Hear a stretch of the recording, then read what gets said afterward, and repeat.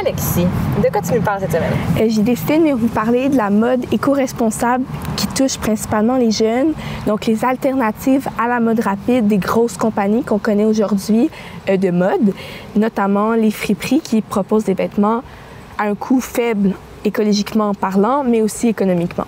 Donc, la mode éco-responsable, c'est quelque chose qui rejoint les jeunes? Oui, absolument, parce que j'observe beaucoup autour de moi que les jeunes consomment beaucoup chez Shein, Zara, H&M par exemple, mais on sait, il y a eu beaucoup d'enquêtes là-dessus, justement, des grands médias, que les conditions de vie des travailleurs n'étaient certainement pas optimales dans ces entrepôts-là, et c'est aussi très loin de chez nous, du Québec. Je pense à la Chine, au Japon. Peu importe, les conditions ne sont pas optimales. Il y a beaucoup de transports, beaucoup de déplacements pour les amener ici. Donc, c'est vraiment pas optimal écologiquement parlant. Mais c'est sûr que ça propose des vêtements à faible coût par rapport aux compagnies qui sont plus québécoises ou qui viennent plus proches et qui ont des meilleures conditions. Mais je voulais parler d'une alternative mieux qui existe et qui propose justement un faible coût, mais une proximité et aussi des retombées sur la communauté, notamment la friperie.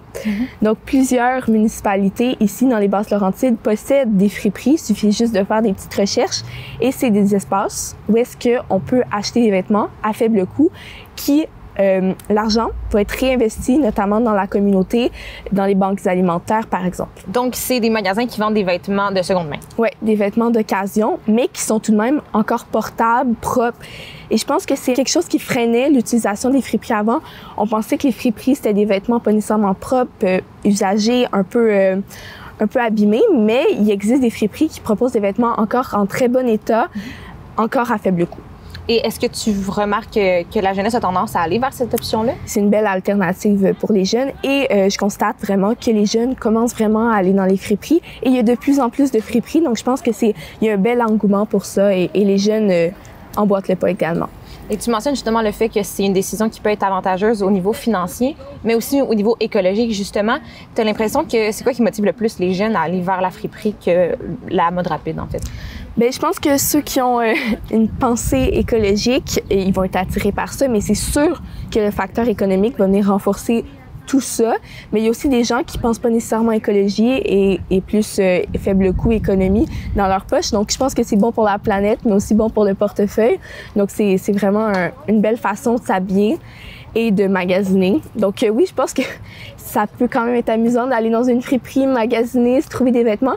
Et je pense vraiment qu'il y a comme l'art de dénicher la pièce parfaite parce que dans une friperie, il n'y a pas nécessairement ce qu'on cherche. Donc, des fois, il faut faire le tour de plusieurs friperies pour trouver la pièce de vêtement qu'on veut.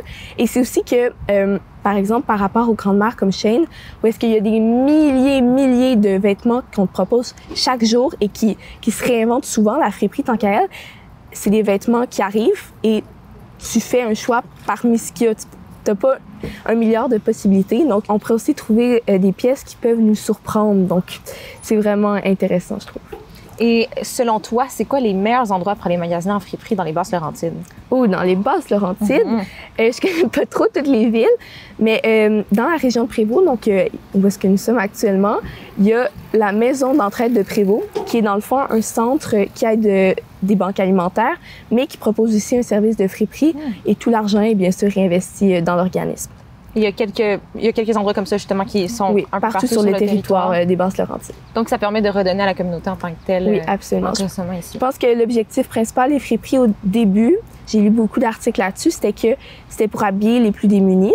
Mais là, je pense que la friperie, c'est vraiment en train de prendre de l'ampleur à n'importe quelle tranche d'âge, à n'importe quelle personne dans la société. Donc, n'importe qui peut être attiré par les friperies. C'est vraiment une belle façon de s'habiller, selon moi. Très intéressant. Merci beaucoup, Alexis. Et on se revoit la semaine prochaine. Merci beaucoup. À la semaine prochaine.